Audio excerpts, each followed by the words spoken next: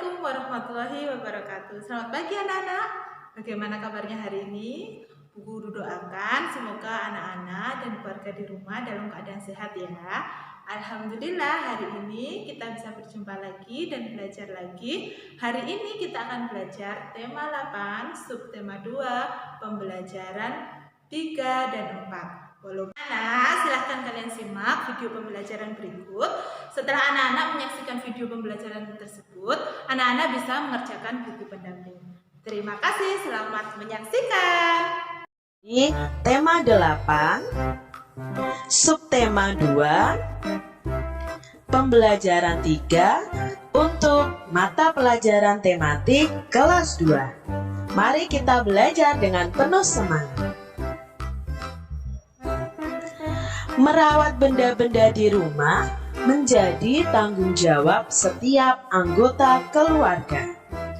Jadi adik-adik jika punya barang di rumah atau benda-benda yang sangat berharga, untuk merawatnya itu menjadi tanggung jawab setiap anggota keluarga. Bukan hanya tanggung jawab orang dewasa, tetapi juga menjadi tanggung jawab anak-anak. Adik-adik diharapkan bisa menjaga dan merawat benda-benda yang ada di rumah kalian. Di sini ada percakapan antara Udin dan Beni. Mari kita simak percakapan Udin dan Beni. Teman-teman, piala ini aku peroleh ketika masih kelas 1 SD. Waktu itu aku juara lomba mewarnai. Aku selalu merawatnya sampai sekarang agar tahan lama, kata Udin. Bagus, Din. Barang-barang seperti ini memang harus dijaga dengan baik. Jangan sampai terjatuh, nanti bisa pecah. Barang yang mudah pecah lainnya juga harus dijaga. Misalnya saja jam dinding itu, sahut Beni. Itu adalah percakapan antara Udin dan Beni. Dikatakan di situ bahwa Udin mendapatkan piala ketika dia masih kelas 1 SD dalam lomba mewarnai. Udin selalu menjaga benda-benda yang ada di rumahnya. Dia merawatnya dengan baik supaya benda-benda itu tahan lama. Karena kalau benda-benda itu tidak dirawat dengan baik, bisa saja pecah, bisa saja menjadi rusak. Bagaimana ya cara merawat dokumen dan barang-barang berharga kita? Dalam pembelajaran sebelumnya, kita sudah belajar tentang macam-macam dokumen. Nanti adik-adik bisa lihat di video di channel YouTube Kak Citra yang menjelaskan tentang macam-macam dokumen. Hari ini kita belajarnya bagaimana cara merawat dokumen dan barang-barang berharga di rumah kita. Yang pertama, kamu juga dapat merawat dokumen dan koleksi benda keluarga yang kamu miliki. Jangan sampai dokumen dan koleksi benda tersebut tercecer di berbagai tempat. Yang kedua, jika tercecer, hal tersebut akan membuat kamu kehilangan dokumen dan benda-benda berhargamu. Selain itu, dokumen dan benda-benda tersebut bisa saja rusak. Yang ketiga, ada beberapa cara yang dapat kamu lakukan untuk merawat dokumen penting di keluargamu. Cara-cara tersebut antara lain sebagai berikut. Yang pertama atau A, melaminating atau melapisi dengan plastik dokumen-dokumen penting milik keluarga. Jadi misalnya adik-adik punya kartu keluarga, kalian bisa laminating di tempat fotokopi sehingga kartu keluarga itu bisa menjadi rapi dan tidak mudah sobek. Yang B, mengumpulkan dokumen-dokumen penting dalam map. Jadi dokumen-dokumen penting itu dimasukkan dalam satu map supaya tidak tercecer kemana-mana. C. Menyimpan map tersebut di tempat yang aman, bisa di almari. Jadi kalian mulai sekarang coba untuk menata dokumen-dokumen keluarga kalian dan kalian tempatkan di tempat yang aman. Jika koleksi benda tersebut berupa foto, kamu dapat merawatnya dengan cara berikut. A. Kumpulkan dulu foto-foto keluargamu. B. Masukkan foto-foto tersebut ke dalam album foto. C. Simpanlah album tersebut di rak buku atau di lemari. D. Letakkan album tersebut dengan posisi berdiri. E. Bersihkan album-album tersebut dari debu dan kotoran. Nah, ini cara merawat dokumen atau koleksi benda kita yang berupa foto. Masih ingatkah kamu aturan penggunaan tanda titik pada kalimat? Bacalah kembali kalimat berikut dengan lafal dan intonasi yang tepat. Di sini ada penggunaan tanda titik. Nah, tanda titik ini digunakan untuk mengakhiri kalimat berita. Contoh di sini yang pertama adalah, teman-teman, piala ini aku peroleh ketika masih kelas 1 SD. Yang kedua, waktu itu aku juara lomba mewarnai. Yang ketiga, aku selalu merawatnya sampai sekarang agar tahan lama. Jadi tanda titik digunakan untuk mengakhiri kalimat berita. Selain itu, tanda titik juga digunakan untuk memisahkan angka yang menunjukkan waktu. Misalnya saja pukul 8, ditulisnya pukul 08.00. Jadi, dalam menulis waktu, kita bisa memisahkan antara jam dan menit dengan tanda titik. Nah, seperti ini adik-adik contohnya. Buatlah kalimat yang sesuai dengan tanda waktu yang ditunjukkan oleh jam berikut. Perhatikan gambar ini. Udin belajar pukul 20.00. Jam dinding Udin menunjukkan pukul 8 malam. Masih ingat ya kalian bagaimana menulis jam pada pukul 8 malam? Ya, kita menulisnya 20.00. Kak Citra punya gambar selanjutnya. Ya, coba adik-adik buat kalimat dari gambar tersebut yang menunjukkan waktunya juga. Adik-adik bisa menulisnya di buku tulis kalian. Contoh dari Kak Citra, kalimatnya adalah Udin sarapan pukul 06.00 dan diakhiri dengan tanda titik. Karena ini adalah kalimat berita, maka diakhiri tanda titik, dan dalam penulisan jamnya juga ada pemisah antara jam dan menit dengan menggunakan tanda titik. Gambar yang kedua. Ayo adik-adik buat kalimat yang sesuai dengan gambar ini. Udin sedang menonton televisi pukul 2 siang pastinya. Nah, pukul 2 siang itu kalau ditulis bagaimana ya? Ya, kita bahas bersama. Udin menonton televisi pukul 14.00 diakhiri tanda titik karena kita tahu bahwa ini adalah kalimat berita. Selanjutnya. Nah, coba kira-kira adik-adik bisa nggak ya buat kalimat dari gambar ini? Ya, kita lihat. Udin mencuci piring pukul 16.00 diakhiri tanda titik. Mengapa toh Kak Citra kok bukan pukul 04.00? Kalau kalian menulisnya 04.00, berarti Udin mencuci piringnya pukul 4 dini hari atau pagi hari. Nah, kemungkinan Udin ini mencucinya pukul 4 sore. Jadi kalau 4 sore adalah pukul 16.00. Kita lanjut nih, ada gambar lagi. Dari gambar ini berarti Udin sedang tidur. Tidurnya pukul 9 malam. Kalau 9 malam ditulis bagaimana ya?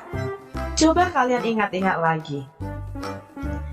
Ya, Udin tidur pukul 21.00 diakhiri dengan tanda titik. Kita lihat gambar selanjutnya.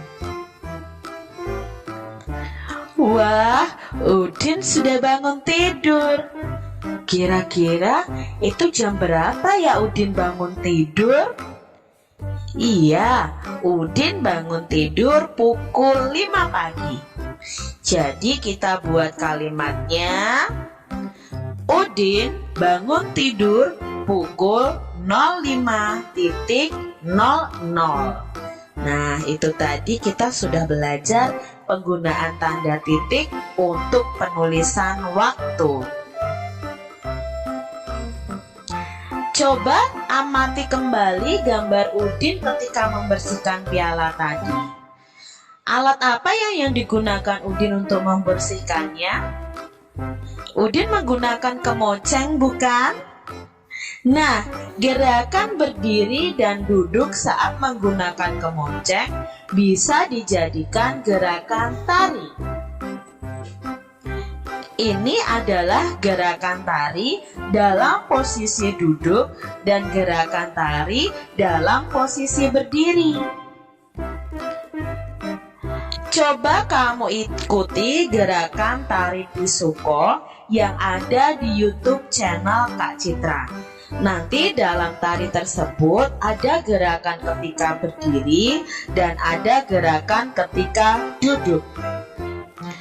Nah, agar lebih menarik, iringi dengan alat musik saat kalian menari. Boleh menggunakan alat musik ritmis, misalnya saja gendang, tifa, dan tamborin. Apa ya alat musik ritmis? Alat musik ritmis itu alat musik yang cara penggunaannya dengan dipukul. Ini adalah contoh-contoh dari alat musik ritmis. Misalnya yang pertama gendang. Ini adalah gambar tifa. Dan ini adalah gambar tamborin. Ini contoh alat musik ritmis. Masih ingatkah kalian dalam 1 jam itu ada berapa menit ya? Ya, dalam 1 jam itu ada 60 menit. Yuk kita ingat-ingat kembali mengenai lamanya suatu kegiatan dalam jam dan menit. Ayah mencuci mobil mulai dari pukul 7 dan selesai pukul 8. Jadi ayah mencuci mobil selama titik-titik jam. Ini pukul 7 saat ayah memulai kegiatannya. Lalu ayah selesai pukul 8. Maka dari pukul 7 ke pukul 8, jarum pendek bergerak selama atau sebanyak 1 kali. Maka lama kegiatan ayah adalah 1 jam. Jika diubah dalam menit, 1 jam sama dengan 60 menit. Contoh berikutnya, Mira berlatih menari mulai dari pukul 8 sampai pukul 10. Jadi Mira berlatih menari selama titik-titik jam. Ya, ini mulai latihan menari. Lalu ini jam ketika Mira selesai menari. lamanya ada 2 jam. 2 jam berarti 2 dikali 60 menit sama dengan 120 menit jika ditanyakan dalam menit. Kak Citra punya 2 jam. Jam yang pertama menunjukkan mulainya kegiatan. Jam yang kedua menunjukkan selesainya kegiatan. Nah, untuk mencari lama kegiatan pada jam tersebut, itu bisa menggunakan rumus jam selesai dikurangi jam mulai. Kita lihat jam selesainya adalah pukul 10. Jam mulainya pukul 8. Jadi kita bisa tulis 10 dikurangi 8. Maka lama kegiatannya adalah 2 jam. Jika diubah dalam menit, 2 jam itu kita kalikan 2 kali 60 menit. Maka jawabnya adalah 120 menit. Contoh berikutnya. Di sini ada 2 jam lagi. Kegiatan dimulai pukul 12.00. Kegiatan berakhir pukul 13.00. Lama waktu kegiatan selama titik-titik jam. Kita cari dulu adik-adik, pakai rumus tadi. Lama kegiatan itu rumusnya jam selesai dikurangi jam mulainya kegiatan. Kita lihat jam selesainya kegiatan itu pukul 13. Jam mulainya kegiatan pukul 12. Maka kita tulis 13 dikurangi 12 sama dengan 1 jam. 1 jam ada berapa menit? Ya, 1 jam dikali 60 menit, maka jawabnya adalah 60 menit. Sekarang kita akan menggambar selesainya suatu kegiatan dan menghitungnya dalam menit pula lama kegiatan tersebut berlangsung. Contoh Kak Citra punya di sini gambar kegiatan dimulai pukul 10. Kita gambar dulu jamnya. Lama kegiatannya adalah 4 jam. Jadi kita hitung 4 jam dari jam 10. Kita gambar nih jamnya terlebih dahulu. Lalu kita hitung dari angka 10, bergeser jarum pendeknya sebanyak 4 kali. Ini yang pertama, bergeser pertama ke angka 11. Lalu bergeser ke angka 12. Bergeser ke angka 1 dan bergeser ke angka 2. Nah, dilihat di sini adik-adik, sudah bergeser sebanyak 4 kali karena kita membutuhkannya 4 jam. Maka kegiatan berakhirnya jarum pendek menunjukkan angka 2. Jarum panjangnya menunjukkan angka 12. Maka kegiatan berakhir pukul 2 siang. Lalu apakah kita menulisnya 02.00? Tentunya tidak. Kita menulisnya 14.00. Ini cara mencari jam selesainya kegiatan. Tapi ada cara yang lain adik-adik. Nah, dengan cara berikut. Kegiatan selesai itu bisa dicari dengan rumus mulainya suatu kegiatan ditambah lamanya kegiatan. Mulainya kegiatan tadi pukul 10 dan lamanya 4 jam lamanya kegiatan.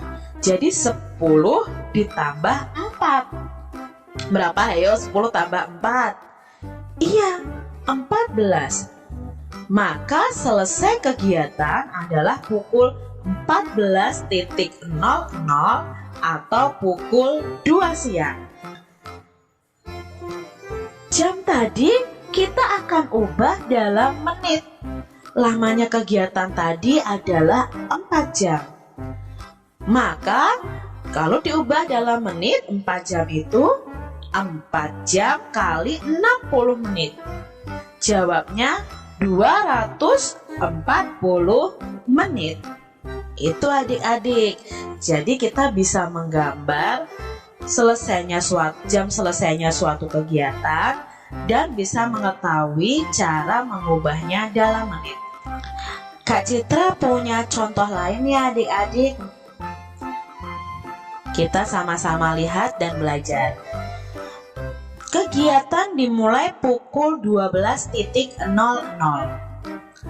Kita gambar dulu jamnya. Lama kegiatan adalah 2 jam. Jadi kita hitung nih 2 jam dari jam 12. Ini gambar jamnya kegiatan berakhir. Kita hitung dari angka 12. Lamanya kegiatan adalah 2 jam. Berarti jarum pendeknya berpindah sebanyak 2 kali. Ya, 12 ke angka 1 baru berpindah 1 kali. Dari angka 1 ke angka 2 berarti sudah berpindah 2 kali. Maka kita bisa menggambar jamnya, jarum pendek di angka 2 dan jarum panjangnya di angka 12. Kegiatan berakhir pukul 14.00 atau dengan cara rumus tadi. Kegiatan selesai sama dengan jam mulainya kegiatan ditambah lamanya kegiatan. Mulainya kegiatan pukul 12 dan lamanya kegiatan adalah 2 jam. Maka jawabnya 14. Selesainya kegiatan pukul 14.00 atau pukul 2 siang. Sekarang kita cari lamanya kegiatan tadi dalam menit. Ya, lamanya kegiatan adalah 2 jam. 2 jam sama dengan titik-titik menit. 2 jam dikali 60. Jawabnya 120 menit. Kak Citra punya soal yang lain yang bisa kalian kerjakan di rumah kalian masing-masing. Silahkan adik-adik tulis soalnya, lalu kalian kerjakan dan minta orang tua kalian untuk melihat dan menilainya. Kalian bisa pause dulu setiap video Kak Citra ini untuk menulis soalnya. Ini soal yang pertama. Kalian bisa pause lalu kalian tulis soalnya. Ini soal yang berikutnya. Dan ini soal yang terakhir. Adik-adik yang hebat, Udin dan teman-teman mengadakan latihan tari. Mereka latihan di ruang tengah rumah Udin. Mereka dilatih oleh Mutiara, kakak Udin. Nah, adik-adik, di sini ada percakapan Ibu dan Udin. Ibu berkata, sebelum latihan, perhatikan dulu lantai dan benda-benda yang ada di sekitar ya nak. Jika lantainya masih licin, pel dulu ya nak. Nanti bisa terjatuh dan membahayakan diri. Hati-hati juga dengan benda-benda yang mudah pecah. Nanti pecahannya bisa melukai kaki, kata ibu. Iya bu, kami akan memperhatikannya, jawab Udin. Adik-adik, dari percakapan tadi nih, apa ya isi percakapan Udin dan Ibu? Nah, isi percakapan Ibu dan Udin tadi adalah tentang pentingnya memperhatikan keselamatan sebelum melakukan semua kegiatan dan aktivitas. Mereka harus berhati-hati dan melihat sekeliling dari tempat mereka berlatih adik-adik. Kalau misalnya lantainya masih licin, harus dipel terlebih dahulu. Lalu adik-adik, dari percakapan tadi nih, apa kesimpulanmu terhadap isi percakapan mereka? Nah, kesimpulan yang bisa kita ambil adalah kita harus belajar untuk membiasakan hal yang baik dengan memperhatikan keselamatan saat beraktivitas seperti kegiatan menari. Adik-adik yang hebat, mengapa ya kita perlu melakukan hal itu? Nah, kita perlu melakukan hal itu untuk mencegah terjadinya hal yang tidak diinginkan saat beraktivitas. Jadi kita harus menjaga keselamatan diri kita dan orang lain. Adik-adik, bagaimana ya jika kita tidak melakukan hal itu nih, menjaga keselamatan diri kita?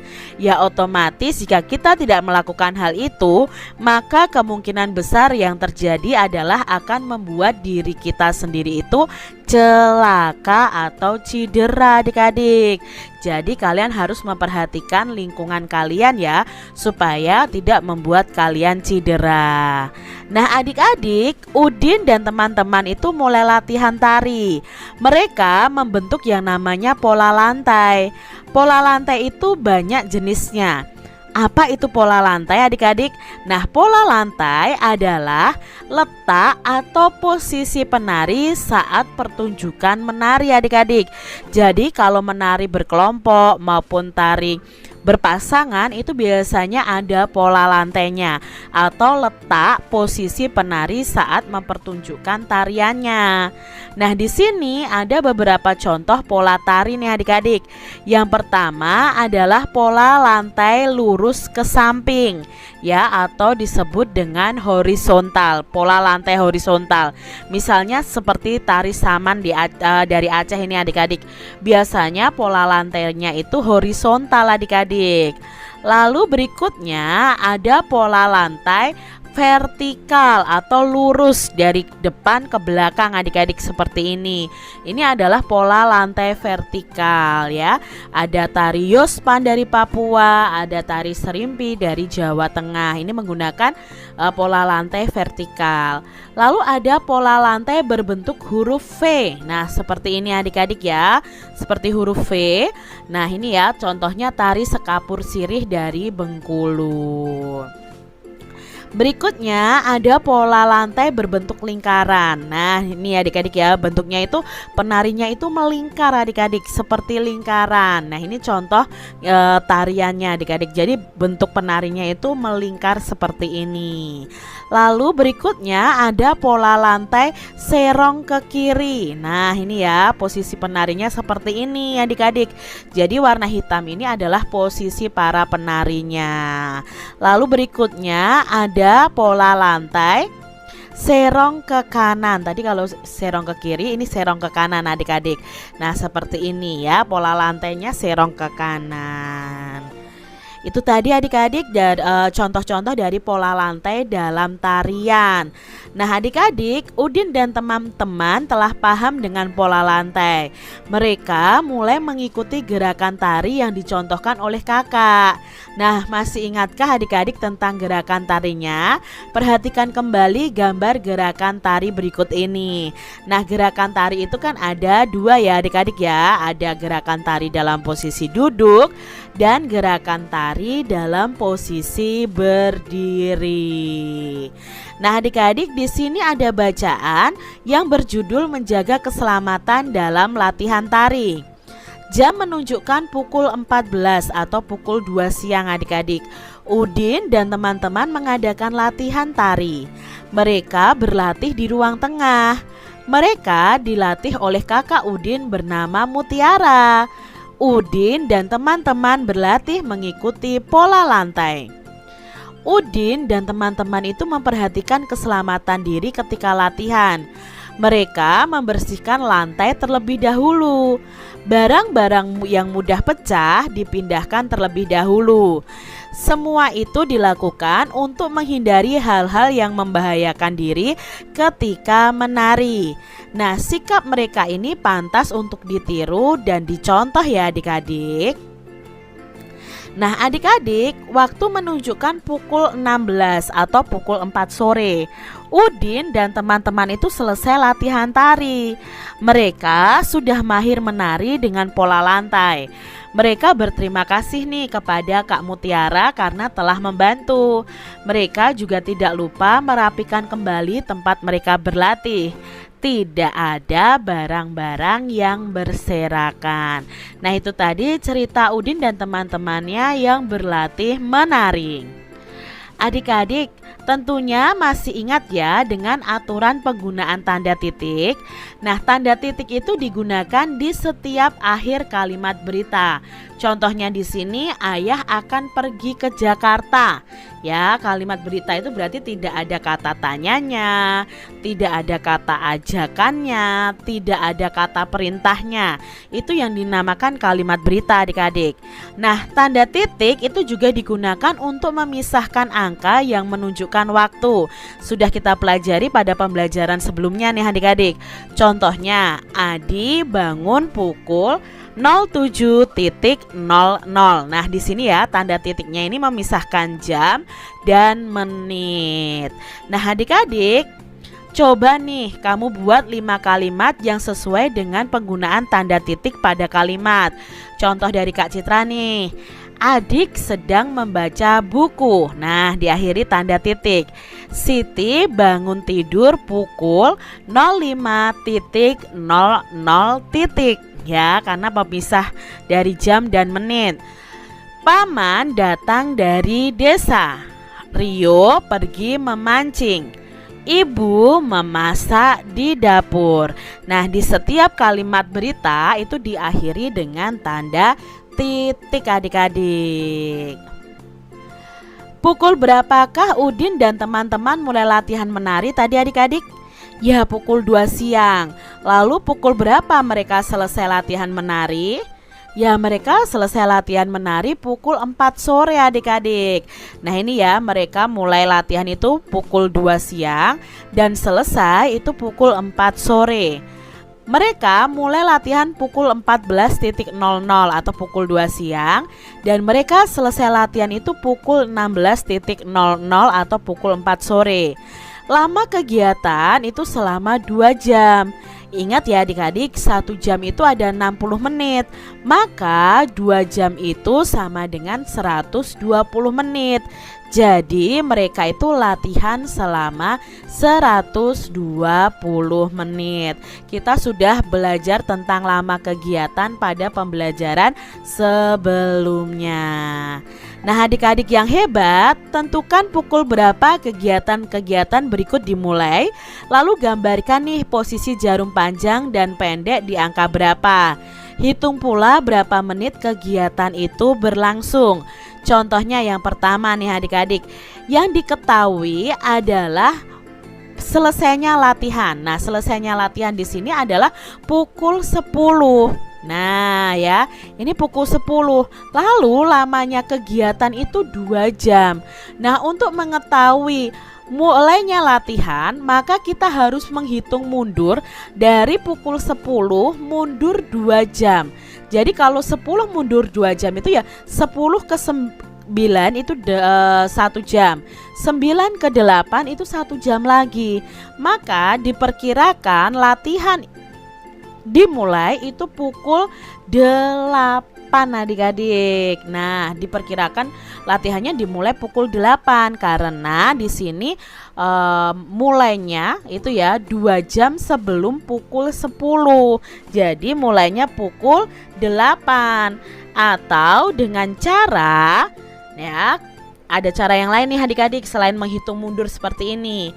Kegiatan mulai itu sama dengan kegiatan selesai dikurangi lamanya kegiatan.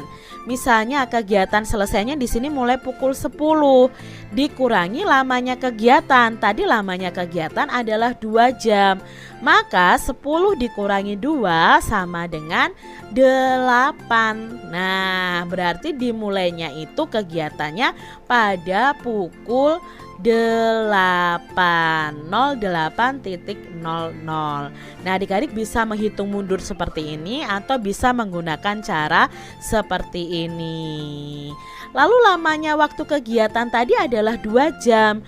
2 jam itu ada berapa menit? Nah, kita cari bersama-sama adik-adik. 2 dikali 60. Berapa 2 dikali 60? Ya, 120 menit. Jadi lamanya kegiatan itu sama dengan 120 menit. Seperti itu ya adik-adik ya. Kita lihat contoh berikutnya. Di sini mulai latihan pukul titik-titik ya, belum diketahui, tapi selesainya latihan itu pukul 13.00.